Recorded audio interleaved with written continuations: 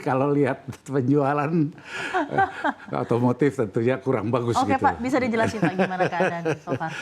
Ya, tadi sudah disampaikan bahwa Januari sampai Mei tahun 2024 ini terjadi penurunan yang sangat besar, yaitu sampai dengan 21% dibanding Januari Mei tahun 2023.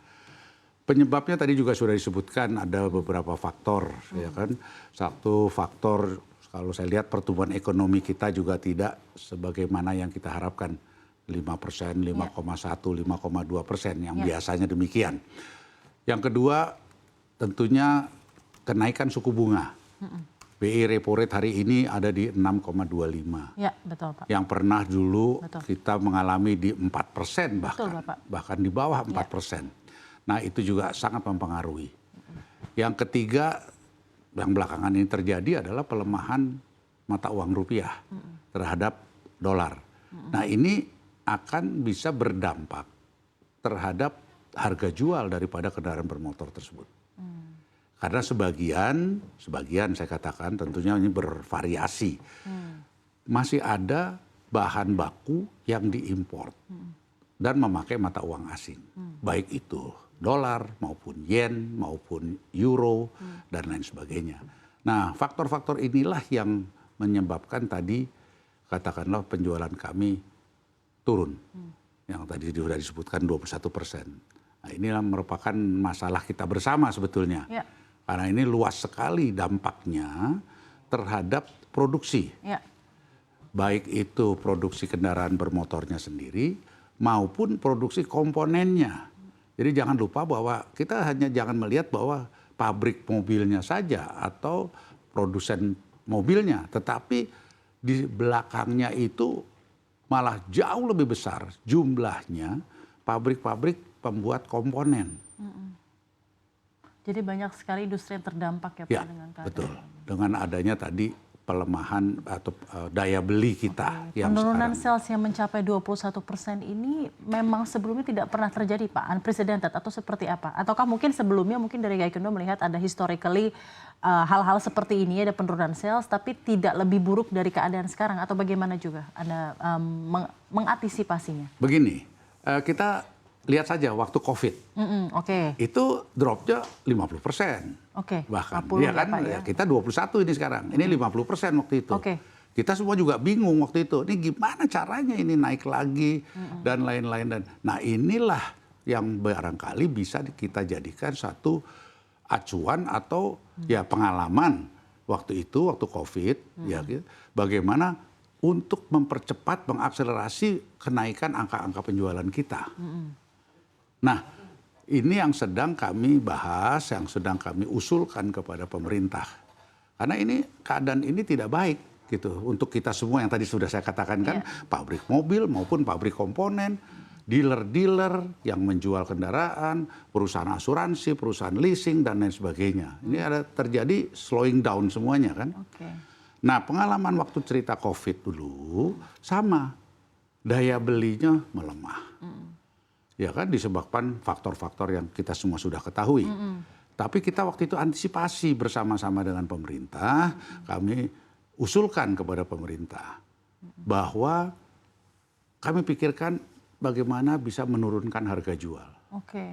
Apakah pemerintah bersedia untuk juga memangkas pajak yang bisa dipangkas? Oh, jadi bisa dari situ ya Pak ya. Dengan menurunkan pajak-pajak tertentu. Iya, iya. Maka harga jual kendaraan bermotor kita bisa turun. Ya, kalau dengan harga turun tadi, maka daya beli masyarakat kita yang tadi sudah melemah, ya masih sangguplah membeli, harganya masih terjangkau. Karena pengalaman ini kembali saya ceritakan pada waktu COVID, ya kan? Memang betul waktu itu ada pemotongan bahkan pemangkasan PPNBM, Ya. pajak Betul Pak. penjualan barang mewah. Sampai dengan di mobil-mobil tertentu sampai dengan 0. Ya. Tetapi income pemerintah bukannya kurang atau bukannya turun. Betul di sisi satu, sisi adalah penerimaan PPNBM yang di-nolkan tadi. Tetapi dengan jumlah yang meningkat, jumlah penjualan yang meningkat, pajak pertambahan nilainya, PPN-nya naik. Yang diterima pemerintah pusat. Pajak yang namanya bea balik nama, ya kan, itu PAD, pajak pendapatan daerah, itu meningkat. PKB, pajak kendaraan bermotor pun meningkat. PPH dari perusahaan-perusahaan komponen dan lain sebagainya, semuanya meningkat. Ya. Jadi ini kan kompensasinya, dan juga penjualan kendaraan bermotornya meningkat. Ya. Nah, jadi kalau andai kata pemerintah bisa memikirkan hari ini, kita memakai pola yang mirip atau sama seperti pada saat COVID, barangkali ini merupakan salah satu upaya untuk tadi meningkatkan angka penjualan kendaraan bermotor kita lagi. Karena Jadi, walaupun keadaannya berbeda dengan COVID, maksudnya bukan pandemi dalam hal ini, tapi memang sama berat nih dampaknya terhadap industri motor. Betul. Nah, ini tadi, ya, Pak, ya. Jadi kalau kita ada slogan, kita bilang bahwa penurunan tarif bukan berarti penurunan pendapatan. Karena penurunan tarif di satu sisi PPNBM tadi, ini bisa meningkatkan angka penjualan dan lain sebagainya. Jangan lupa bahwa pendapatan per kapita kita itu masih di angka kisaran $5.000. Komunikasi Gaikindo mengenai hal ini ke pemerintah seperti sudah kami lakukan melalui tentunya Kementerian Perindustrian nomor 1. Nah, tinggal dilanjutkan barangkali ini bisa dibahas dalam antar kementerian dengan keuangan dan lain sebagainya. Jadi ini yang sangat kami harapkan adalah supaya adanya langkah-langkah tadi, karena ini belajar dari pengalaman COVID saja lah, nggak usah jauh-jauh gitu. Tapi memang sepertinya apa yang terjadi di COVID itu karena memang begitu berat, sepertinya ada bentuk-bentuk adaptasi yang dirasakan oleh seluruh pelaku industri usaha, dan dengan adanya hal-hal seperti penurunan suku bunga, era suku bunga tinggi, penurunan nilai mata uang rupiah dan lain-lain, ternyata memberikan suatu bentuk adaptif yang sudah bisa langsung dilakukan dengan cepat ya Pak. Betul. Dan data ini semua lengkap ada di Kementerian Keuangan. Silahkan dicek di Direktorat Jenderal Pajak. Betulkah waktu itu ada kenaikan PPN? Ya kan, PPH, walaupun PPNBM-nya dinolkan. Tetapi kami ingin mengingatkan saja pada waktu COVID itu pun kami yang mengusulkan bahwa yang diberi fasilitas ini yang mana. Nah, kami mengusulkan pada saat itu adalah kendaraan-kendaraan yang diproduksi di dalam negeri dan memakai komponen 60% ke atas. Ya, ini supaya fair.